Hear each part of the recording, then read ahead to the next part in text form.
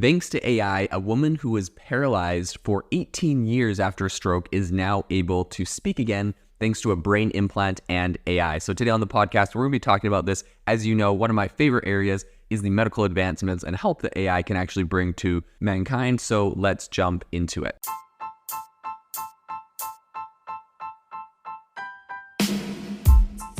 Welcome to the AI Chat Podcast. I'm your host, Jaden Schaefer.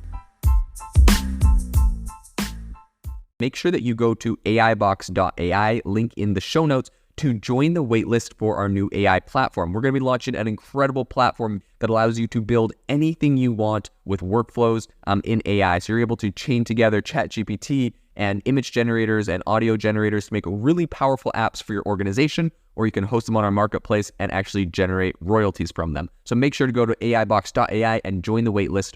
In addition, if you like the podcast, if you could do me a massive favor and please leave us a review on Apple or Spotify or wherever you listen to your podcast. This helps me be able to get better guests on here as they check the reviews to see how you guys are liking it. So if you could please do that, I would really appreciate it. Have you ever wanted to start your own podcast? I record and publish podcasts on a platform called Spotify for Podcasters, and I absolutely love it. Essentially, you can upload from your phone or computer, and it distributes to every platform that plays podcasts. They support video podcasts, and you can make money on the platform with ads or even podcast subscriptions, something that has made my life so much easier as a podcaster. So if you're interested, I highly recommend you give it a try. You can download the Spotify for Podcast app or go to spotify.com/podcasters to get started on your podcast today. The first thing I want to talk about here, and I guess the really big headline, is that essentially this is a very remarkable advancement in the field of neurotechnology. So researchers from the University of California, San Francisco, the US or UCSF,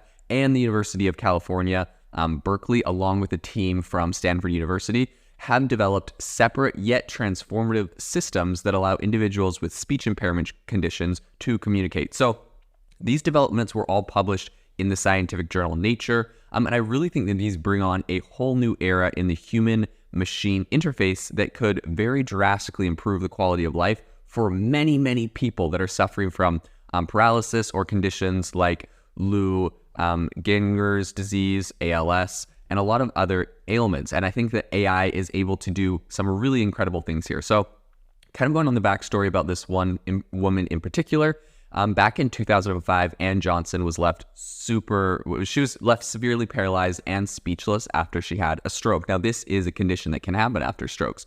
So despite the inability to vocalize, her brain continues to obviously generate language signals. So UCSF and Berkeley researchers implanted a device on the surface of her brain, specifically in the regions associated with speech and language. So the implant featured 253 electrodes that kind of just captured all of the brain signals, which were then transferred to a computer bank via a port and a cable installed on her head.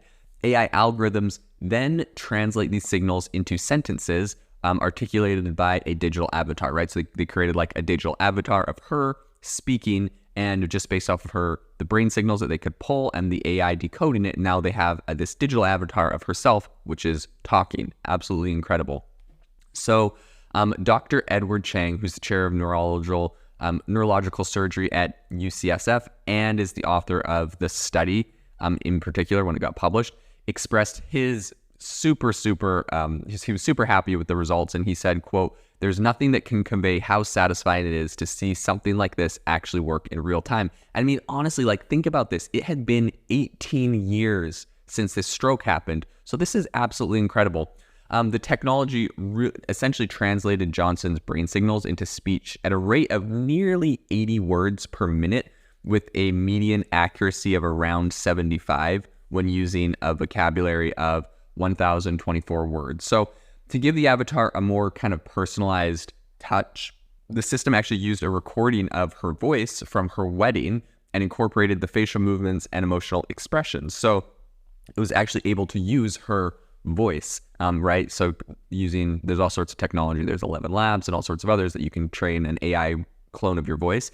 And while a lot of people talk about some of the downsides, they're like, oh no, well, what if hackers or bad actors train AI model on your voice and try to trick people that into over the phone to do things, right? There's all sorts of bad use cases. This is an incredible use case She was able to clone her voice and is able to speak again thanks to this technology. So in parallel, a Stanford University study showcased some really similar technology that helped Pat Bennett, that's a woman with ALS, and Bennett's system involved implanting 2 small sensors on her brain, so enabling a software program to decode signals and convert them into words on a computer screen.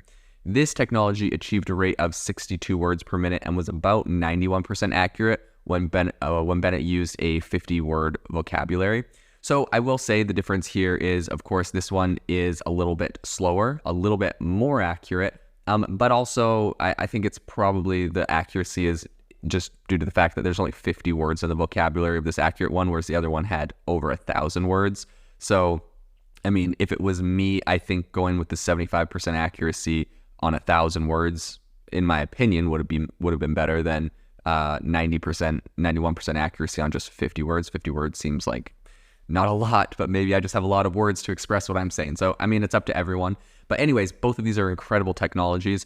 Both systems, I think, mark a really significant advancement over previous attempts at similar technologies.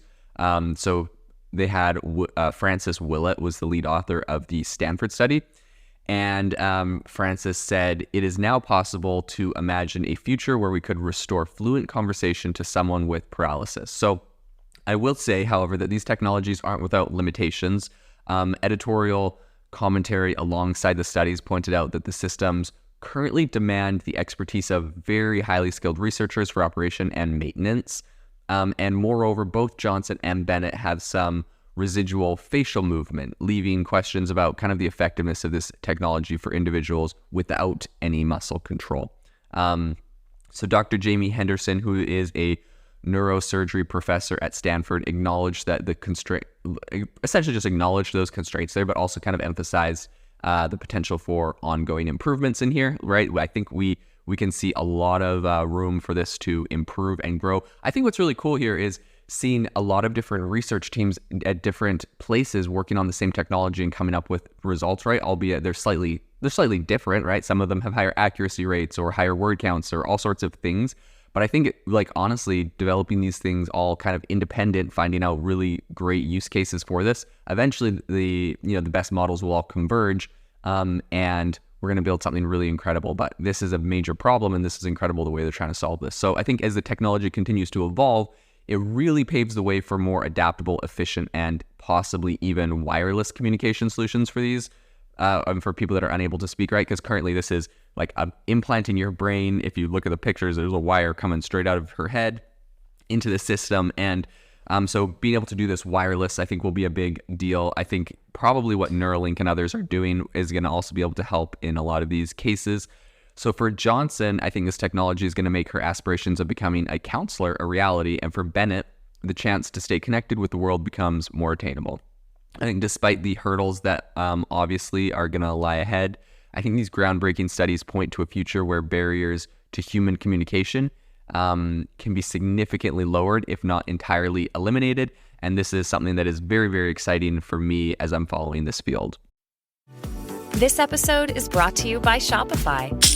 That's the sound of switching your business to Shopify, the global commerce platform that supercharges your selling. Harness the best converting checkout and same intuitive features, trusted apps, and powerful analytics used by the world's leading brands. Stop leaving sales on the table. Discover why millions trust Shopify to build, grow, and run their business. Sign up today for your $1 per month trial period at shopify.com/tech23.